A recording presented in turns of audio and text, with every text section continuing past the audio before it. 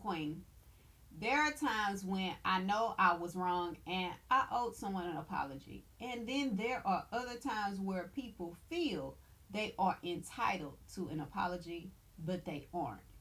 Have you ever had someone tell you that you owe them an apology, although they were in the wrong? If you can relate, let's talk. The confidence to know when to apologize and when to walk away. So, I don't know if you are a fan of track and field, but I am. Particularly, I like to watch the United States Olympic teams.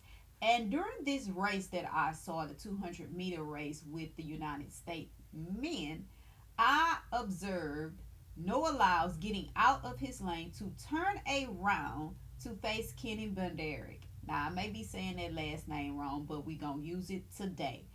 And as he did so, Kenny was still running his race. And Noah Lyles at this point is running backwards.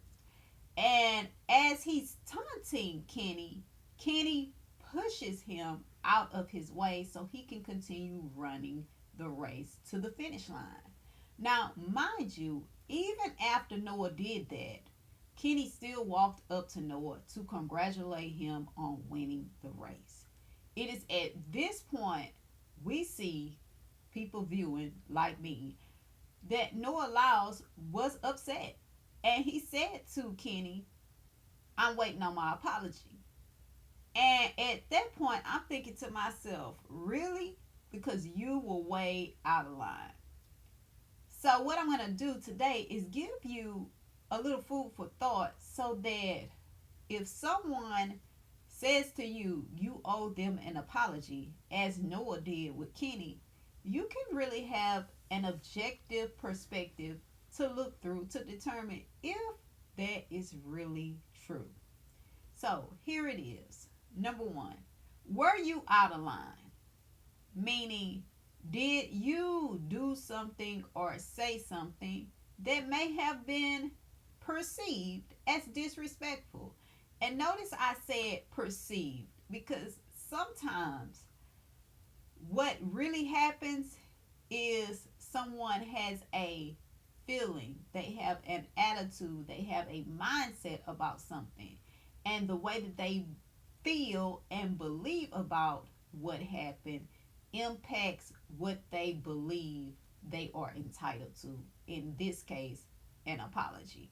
So think about that. And also think about this. On the other hand, did this person put themselves in a position to be disrespected? Because that's different. If you did something that may have been perceived or taken the wrong way versus this person actually creating a situation, creating an environment that put them in a position to be disrespected. They're not the same. If you have the first situation at hand, then it's possible you may owe this person an apology.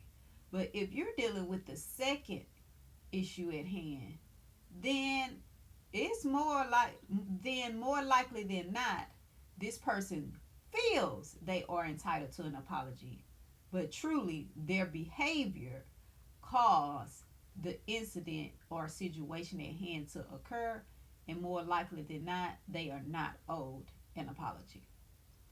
Secondly, is it possible that you unintentionally offended this person? Or did they take offense because you didn't put up with their arrogance or their behavior or whatever the situation was?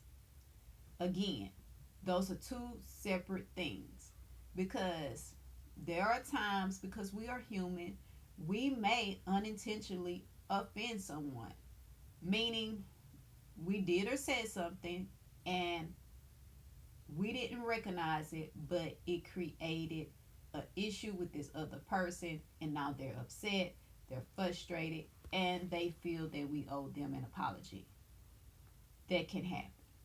But on the other hand, it is also likely, just like Noah showed us, that this person can be out of order, they can be out of line, they can show up disrespectful, and yet they can feel offended because you didn't put up with their behavior. Now, I get that Noah very well may not have liked the fact that Kenny pushed him. However, Noah put himself in the position to be pushed when he got out of his lane and turned around to face Kenny as Kenny is running the race to the finish line. What did you think was going to happen when you did that? The man is running and you are in the way. I don't know. But think about that because, again, they are not the same. In the first instance, yes, it's possible you may owe this person an apology. But in the second instance, it's not likely that you owe them an apology, even though they are offended by what took place. And lastly, something for you to consider. Through your actions or your words, did you directly or indirectly create or contribute to a situation where you treated this person wrong? So, sometimes we can start things. We can be what's called the instigator. We get the party started. But then there are other times where we can simply be a contributor to something that's already ongoing. So you can walk up on a situation that's in progress and then you add your 2 cents in, or you do something to further escalate a situation that is already taking place. So consider that. Is that the case? If so, you may owe this person an apology. But if not, then it's possible they feel and want and believe you owe them something that they're not entitled to. So I want you to know that you never have to feel sucked in or baited into giving someone an apology just because they ask for one, or just because they believe that they are entitled to one, or even in this case, demand that they have one. Because even while the interview with the announcers was taking place, Noah couldn't let it go. He even mentioned at that time that he wants an apology. He's demanding an apology. And Kenny tells him, hey, if you have an issue, let's talk about it. And so what Kenny shows us in that moment on on television for the whole world to see is, yeah, he feels some type of way. But no, I'm not just going to cave and give him what he wants. And from my perspective, rightfully so. Because from my perspective, as I'm looking at this objectively, because remember, these are both U.S. men. They are going to be on the same team. And this is how Noah showed up. I'm looking at that and I'm saying, why would you do that? What was the point and purpose of you showing up and acting like that? It's one thing to be proud that you won the race, but you can win the race and still lose. So, yeah, you won the race, but your character showed up as a loss. Think about it. It's like that scene on White Men Can't Jump where she tells him, sometimes when you win, you lose. She actually gave him 3 statements, but I'm going to park right there because that's what happened with Noah. Yeah, he won, but he also lost.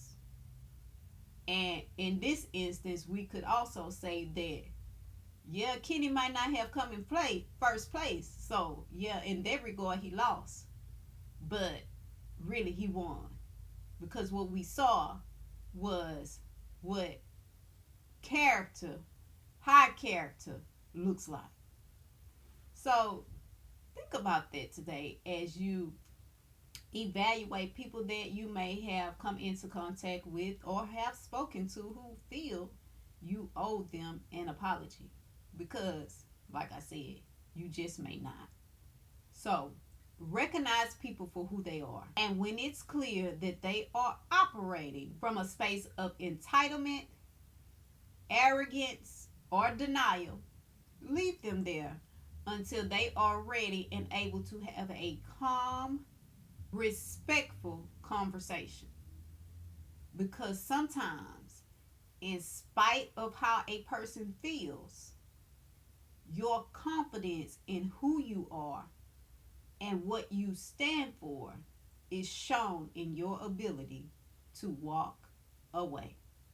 As always, I'm Coach Sam telling you that 24 hours doesn't seem long, but in 24 hours, you can change your life. So go ahead and do something life changing now.